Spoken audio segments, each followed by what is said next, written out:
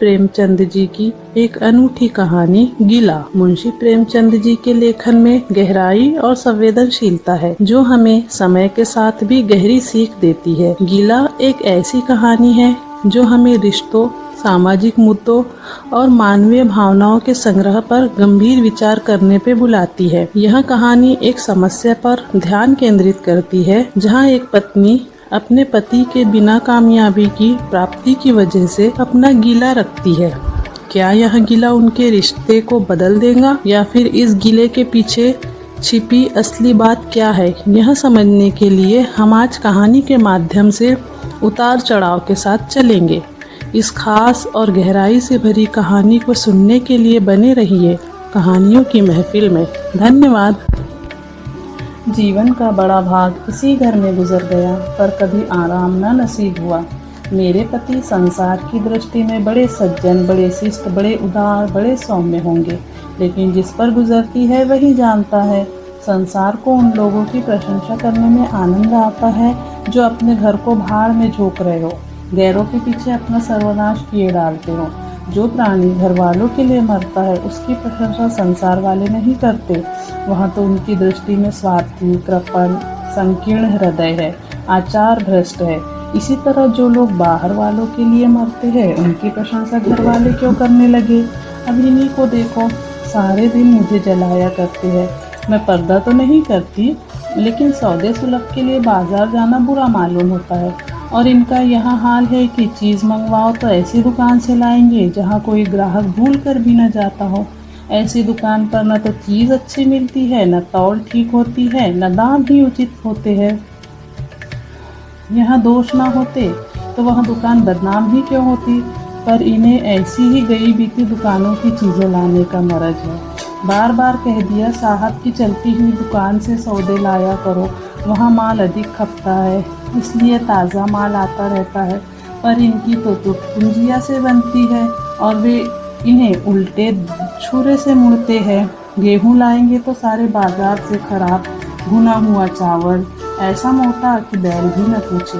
दाल में कराई और कंकर भरे हुए, मनो लकड़ी जला डालो, क्या मजाल की गले। घी लाएंगे तो आधा तेल या 16 हो आने काटो जेल, और दरअसल घी से एक चटाक कम। तेल लाएंगे तो मिलावट, बालों में डालो तो चिमट जाए, पर दाम दे आएंगे शुद्ध आंवले के तेल का। किसी चलती हुई नामी दुकान पर जाते तो इन्हें जैसे डर लगता है, शायद ऊंची दुकान और फीके पकवान के कायल है। मेरा अनुभव तो यह है कि नीचे दुकान पर भी सड़े पकवान मिलते हैं। एक दिन की बात हो तो बर्दाश्त कर ली जाए, रोज़ रोज़ का टंटा नहीं सहा जाता। मैं फिर पूछती हूँ, आखिर आप टूट पूंजियों की दुकान पर जाते ही क्यों है? क्या उनके लालन पोषण का ठेका तुम ही ने लिया है? आप फरमाते हैं, मुझे देखकर सबके सब बुलाने लगते हैं। वाह, क्या कहना है, इतनी दूर की बात कही है। जरा इन्हें बुला लिया और खुशामद के 2 शब्द सुना दिए, थोड़ी सी स्तुति कर दी, बस आपका मिजाज आसमान पर पहुंच गया। फिर इन्हें सुधी नहीं रहती कि यह कूड़ा करकट बांध रहा है या क्या। पूछती हूँ, तुम उस रास्ते से जाते ही क्यों हो? क्यों किसी दूसरे रास्ते से नहीं जाते? ऐसे उठाई गिरों को मुंह ही क्यों लगाते हो? इसका कोई जवाब नहीं। एक चुप 100 बाधाओं को हराती है।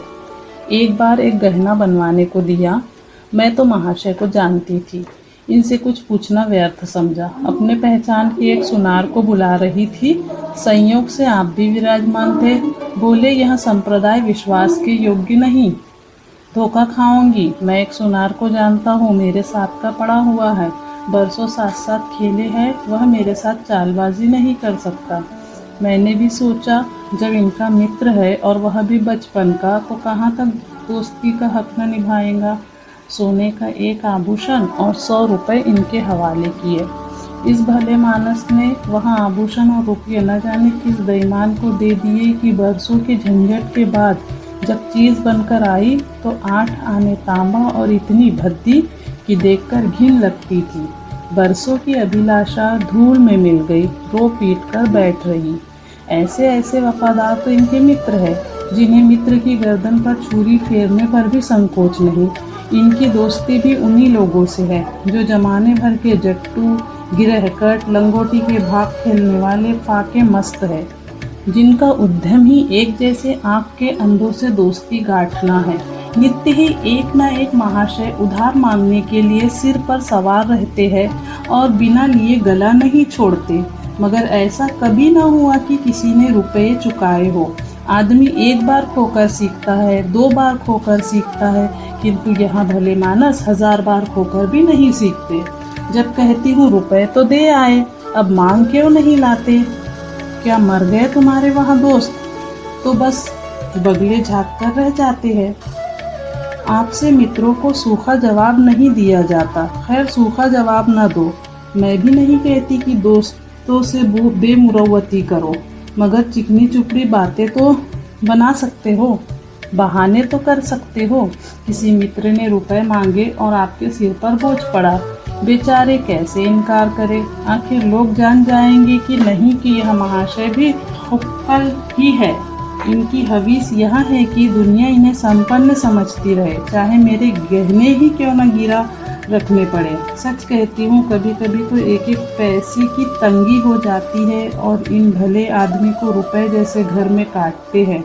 जब तक रुपए के वारे न्यारे न कर ले इन्हें चैन नहीं। इनके करतूत कहाँ तक गाऊं? मेरी तो नाक में दम आ गया। एक न एक मेहमान रोज यमराज की भांति सिर पर सवार रहते हैं। न जाने कहाँ के बेफिक्र इनके मित्र हैं। कोई कहीं से आकर मरता है, कोई कहीं से। घर क्या है, अपाहिजों का अड्डा है। जरा सा तो घर, मुश्किल से 2 पलंग, ओढ़ना बिछौना भी फालतू नहीं, मगर आप है कि मित्रों को निमंत्रण देने को तैयार। आप तो अतिथि के साथ लेटेंगे, इसलिए इन्हें चारपाई भी चाहिए, ओढ़ना बिछौना भी चाहिए, नहीं तो घर का पर्दा खुल जाता है मेरे बच्चों के सिर। गर्मियों में तो खैर कोई मुजायका नहीं, लेकिन जाड़ों में तो ईश्वर ही याद आते हैं। गर्मियों में भी खुली छत पर तो मेहमानों का अधिकार होता है। अब मैं बच्चों के लिए पिंजड़े में पड़ी फड़फड़ाया करूं? इन्हें इतनी भी समझ नहीं कि जब घर की यहाँ दशा है तो क्यों ऐसों को मेहमान बनाए जिनके पास कपड़े लत्ते तक नहीं। ईश्वर की दया से इनके सभी मित्र इसी श्रेणी के हैं। एक भी ऐसा माई का लाल नहीं जो समय पड़ने पर धेले से भी इनकी मदद कर सके। 2-1 बार महाशय को इसका अनुभव, अत्यंत कटु अनुभव हो चुका है, मगर इस जड़ भरत ने जैसे आंखें न खोलने की कसम खा ली है। ऐसे ही दरिद्र भट्टाचार्यों से इनकी पटती है। शहर में इतने लक्ष्मी के पुत्र है, पर आपका किसी से परिचय नहीं। उसके पास जाते इनकी आत्मा दुखती है। दोस्ती गांठेंगे ऐसों से जिनके घर में खाने का ठिकाना नहीं। एक बार हमारा कहार छोड़कर चला गया। कई दिन कोई दूसरा कहार न मिला। किसी चतुर और कुशल कहार की तलाश में थी, किंतु आपको जल्द से जल्द कोई आदमी रख लेने की धुन सवार हो गई। घर के सारे काम पूर्ववत चल रहे थे, पर आपको मालूम हो रहा था कि गाड़ी रुकी हुई है। मेरा झूठे बर्तन मांजना और अपना साग भाजी के लिए बाजार जाना इनके लिए असहाय हो उठा। एक दिन जाने कहाँ से एक बांगड़ू को पकड़ लाए। उसकी सूरत कह देती थी कि कोई जांगलू है, मगर आपको उसका ऐसा बखान किया कि क्या कहूँ। बड़ा होशियार है, बड़ा आज्ञाकारी है, परले सिरे का मेहनती, गजब का सलीकेदार और बहुत ही ईमानदार। खैर, मैंने उसे रख लिया। मैं बार बार क्यों इनकी बातों में आ जाती हूँ, इसका मुझे स्वयं आश्चर्य है। यह आदमी केवल रूप से आदमी था, आदमियत के और कोई लक्षण उसमें न थे। किसी काम की तमीज़ नहीं। बेईमान न था, पर गधा अव्वल दर्जे का। बेईमान होता तो कम से कम इतनी तस्कीन तो होती कि खुद खा जाता है। अभागा दुकानदारों के हाथों लूट जाता था। 10 तक की गिनती उसे न आती थी। 1 रुपया देकर बाजार भेजूं तो संध्या तक हिसाब न समझा सके। क्रोध पी पी कर रह जाती थी। रक्त खौलने लगता था कि दुष्ट के कान उखाड़ लूं, मगर इन महाशय को उसे कभी कुछ कहते नहीं देखा। डांटना तो दूर की बात है। आप नहा धोकर धोती छाट रहे हैं और वह दूर बैठा तमाशा देख रहा है। मैं तो बचा का खून पी जाती, लेकिन इन्हें ज़रा भी गम नहीं। जब मेरे डांटने पर धोती छाटने जाता भी तो आप उसे समीप न आने देते। बस उसके दोषों को गुण बनाकर दिखाया करते थे और इस प्रयास में सफल न होते तो दोषों पर पर्दा डाल देते थे। मूर्ख को झाड़ू लगाने की तमीज न थी। मर्दाना कमरा ही तो सारे घर में ढंग का एक कमरा था। उसमें झाड़ू लगाता तो इधर की चीज उधर, ऊपर की नीचे, मानो कमरे में भूकंप आ गया हो और गर्द का यह हाल कि सांस लेना कठिन, पर आप शांतिपूर्वक कमरे में बैठे हैं जैसे कोई बात ही नहीं। एक दिन मैंने उसे खूब डांटा, कल से ठीक झाड़ू न लगाई तो कान पकड़कर निकाल दूंगी। सवेरे सोकर उठी तो देखती हूँ कमरे में झाड़ू लगी हुई है और हर एक चीज करीने से रखी हुई हो, गर्द गुबार का नाम नहीं। मैं चकित होकर देखने लगी तो आप हंसकर बोले, देखती क्या हो, आज भूरे ने बड़े सवेरे उठकर झाड़ू लगाई है। मैंने समझा दिया, तुम ढंग तो बताती नहीं, उल्टे डांटने लगती हो। मैंने समझा, खैर दुष्ट ने कम से कम एक काम तो सलीके से किया। अब रोज कमरा साफ सुथरा मिलता। भूरे मेरी दृष्टि में विश्वासी बनने लगा। संयोग की बात, एक दिन मैं जरा मामूल से सवेरे उठ बैठी और कमरे में आई तो क्या देखती हूँ कि पूरे घर घूरे द्वार पर खड़ा है और आप तन मन से कमरे में झाड़ू लगा रहे हो। मेरी आंखों में खून उतर आया। उनके हाथ से झाड़ू छीन कर घूरे के सिर जमा दी। हरामखोर को उसी दम निकाल बाहर किया। आप फरमाने लगे, उसका महीना तो चुका दो। वाहरी समझ, एक तो काम न करे, उस पर आंखें दिखाए, उस पर पूरी मजूरी भी चुका दूं। मैंने एक कौड़ी भी न दी। एक कुर्ता दिया था, वह भी छीन लिया। इस पर जड़ भरत महाशय मुझसे कई दिन रूठे रहे, घर छोड़कर भागे जाते थे, बड़ी मुश्किलों से रुके। ऐसे भोंदू भी संसार में पड़े हुए हैं। मैं न होती तो शायद अब तक इन्हें किसी ने बाजार में बेच दिया होता। एक दिन मेहतर ने उतारे कपड़ों का सवाल किया। इस बेकारी के ज़माने में फालतू कपड़े तो शायद पुलिस वालों या रईसों के घर में हो, मेरे घर में तो ज़रूरी कपड़े भी काफ़ी है नहीं। आपका वस्त्रालय एक पक्षी में आ जाएगा जो डाक के पार्सल से कहीं भेजा जा सकता है। फिर इस साल जाड़ों के कपड़े बनवाने की नौबत न आई। पैसे नज़र नहीं आते, कपड़े कहाँ से बने। मैंने मेहतर को साफ जवाब दे दिया। कड़ाके का जाड़ा पड़ रहा था, इसका अनुभव मुझे कम न था। गरीबों पर क्या बीत रही है इसका भी मुझे ज्ञान था, लेकिन मेरे या आपके पास खेद के सिवा इसका और क्या इलाज है। जब तक समाज का यहाँ संगठन रहेगा, ऐसी शिकायतें पैदा होती रहेंगी। जब एक अमीर और रईस के पास एक मालगाड़ी कपड़ों से भरी हुई है, तब फिर निर्धनों को क्यों नंगता का कष्ट उठाना पड़े। खैर, मैंने तो मेहतर को जवाब दे दिया। आपने क्या किया कि आपका कोट उठाकर उसको भेंट कर दिया। मेरी देह में आग लग गई। इतनी दानशील नहीं हूँ कि दूसरों को खिलाकर आप सो रहो। देवता के पास यही एक कोट था, आपको इसकी जरा भी चिंता न हुई कि पहनेंगे क्या। यश के लोभ में जैसे बुद्धि ही हर ली। मेहतर ने सलाम किया, दुआएं दी और अपनी राह ली। आप कई दिन सर्दी में ठिठुरते रहे। प्रातःकाल घूमने जाया करते थे, वहाँ बंद हो गया।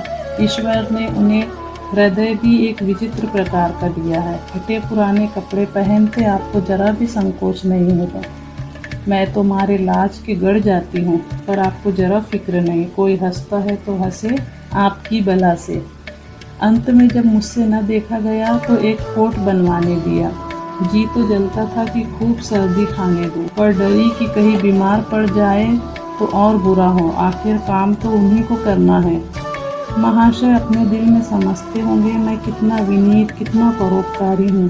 शायद इन्हें इन बातों का गर्व है। मैं इन्हें परोपकारी नहीं समझती, ना ही विनीत समझती हूँ। यह जड़ता है, सीधी सादी निरीहता। जिस मेहतर को आपने अपना कोट दिया, उसे मैंने कई बार रात को शराब के नशे में मस्त झूमता देखा है और आपको दिखा भी दिया है।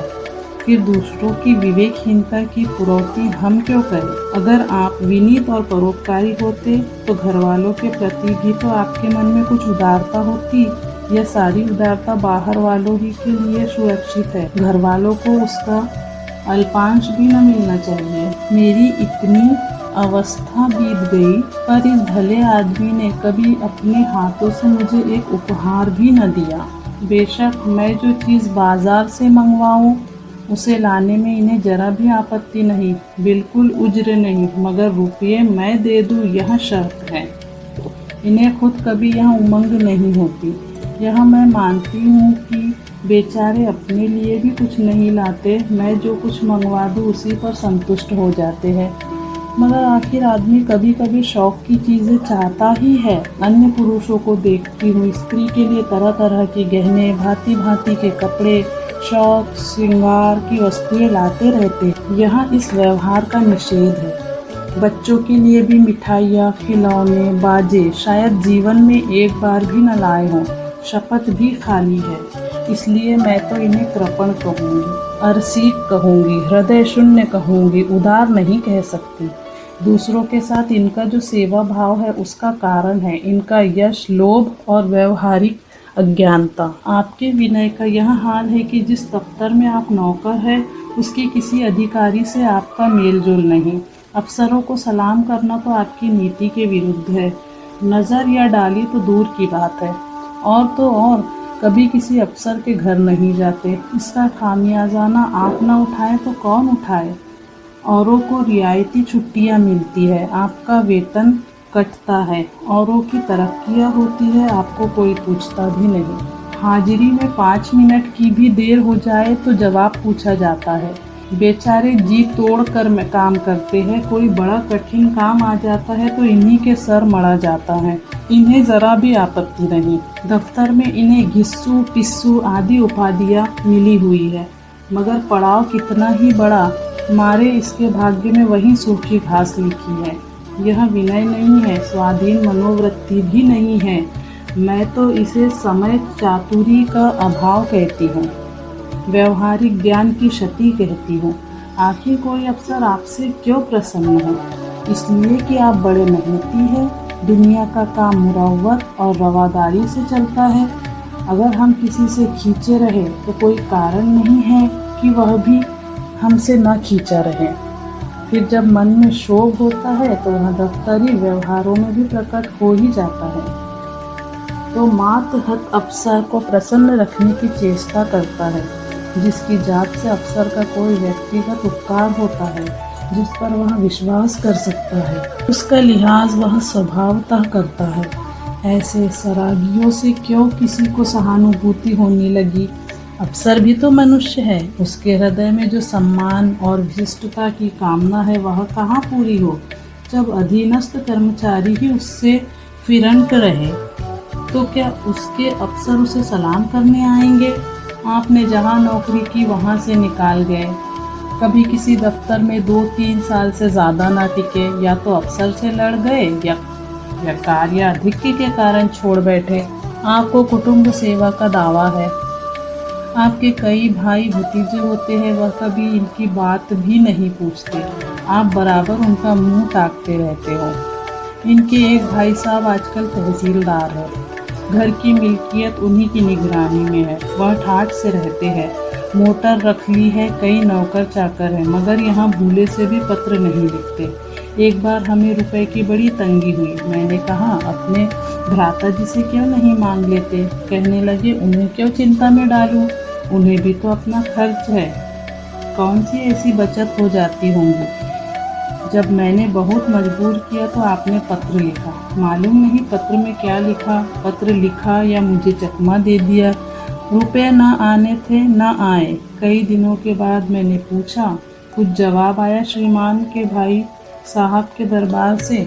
आपने रुष्ट होकर कहा, अभी केवल 1 सप्ताह तो खत पहुँचे हुए, अभी क्या जवाब आ सकता है। 1 सप्ताह और गुजरा, मगर जवाब नदारद। अब आपका यह हाल है कि मुझे कुछ बातचीत करने का अवसर ही नहीं देते। इतने प्रसन्न चित्त नज़र आते हैं कि क्या कहूँ। बाहर से आते हैं तो खुश खुश, कोई ना कोई शिगुफा लिए हुए। मेरी खुशामद भी खूब हो रही है, मेरे मैके वालों की प्रशंसा भी हो रही है। मेरे गृह प्रबंध का बखान भी असाधारण रीति से किया जा रहा है। मैं इस महाशय की चाल समझ रही थी। यह सारी दिलजोई केवल इसलिए थी कि श्रीमान के भाई साहब के विषय में कुछ पूछ न बैठूं। सारे राजनीतिक, आर्थिक, सामाजिक, आचारिक प्रश्नों की मुझसे व्याख्या की जाती थी, इतने विस्तार और गवेषणा के साथ कि विशेषज्ञ भी लोहा मान जाए, केवल इसलिए कि मुझे वह प्रसंग उठाने का अवसर न मिले। लेकिन मैं भला कब चूकने वाली थी। जब पूरे 2 सप्ताह गुजर गए और बीमे के रुपए भेजने की मिति मौत की तरह सिर पर सवार हो गई तो मैंने पूछा, क्या हुआ? तुम्हारे भाई साहब ने श्रीमुख से कुछ फरमाया या अभी तक पत्र नहीं पहुंचा? आखिर घर की जायदाद में हमारा भी कुछ हिस्सा है या नहीं? या हम किसी लौंडी दासी की संतान है? 500 रुपये साल का नफा तो 10 साल पहले था, अब तो 1000 से कम ना होगा। पर हमें कभी एक कानी कौड़ी भी नहीं मिली। मोटे हिसाब से हमें 2000 मिलना चाहिए। 2000 ना हो, 1000 हो, 500 हो, 250 हो, कुछ ना हो तो बीमा की प्रीमियम भर के तो हो। तहसीलदार साहब की आमदनी हमारी आमदनी से चौगुनी है, रिश्वतें भी लेते हैं, तो फिर हमारे रुपए क्यों नहीं देते? आप हे हाँ करने लगे, कहने लगे वह बेचारे घर की मरम्मत करवाते हैं, बंधु बांधवों का स्वागत सत्कार करते हैं, नेतादारियों में भेंट भाट भेजते हैं, और कहाँ से लावे जो हमारे पास भेजे? वाह हरी बुद्धि! मानो जायदाद इसलिए होती है कि उसकी कमाई उसी में खर्च हो जाए। इस भले आदमी को बहाने गढ़ने भी नहीं आते। मुझसे पूछते, मैं 1 नहीं 1000 बता देती, 1 से 1 बढ़कर 1 कह देते। घर में आग लग गई, सब कुछ स्वाहा हो गया था, या चोरी हो गई, तिनका तक न बचा, या 10,000 का अनाज भरा था, उसमें घाटा रहा, या किसी से फौजीदारी हो गई, उसमें दिवाला पीट गया। आपको सूझी भी तो लचर सी बात, तकदीर ठोक कर बैठ रही। पड़ोस की एक महिला से रुपए कर्ज लिए तब जाकर काम चला। फिर भी आप भाई भतीजों की तारीफ के पुल बांधते हैं तो मेरे शरीर में आग लग जाती है। ऐसे कौरवों से ईश्वर बचाए। यह था हमारा पहला हिस्सा गीला कहानी का। उम्मीद है कि आपको पसंद आया होगा। अगर आप और कहानियाँ सुनना चाहते हैं तो चैनल को सब्सक्राइब करना ना भूलें। पार्ट 2 के लिए तैयार रहिए, क्योंकि कहानियाँ अभी खत्म नहीं हुई है। अगले एपिसोड में मिलते हैं, तब तक खुश रहिए और कहानियों की महफिल का हिस्सा बनिए।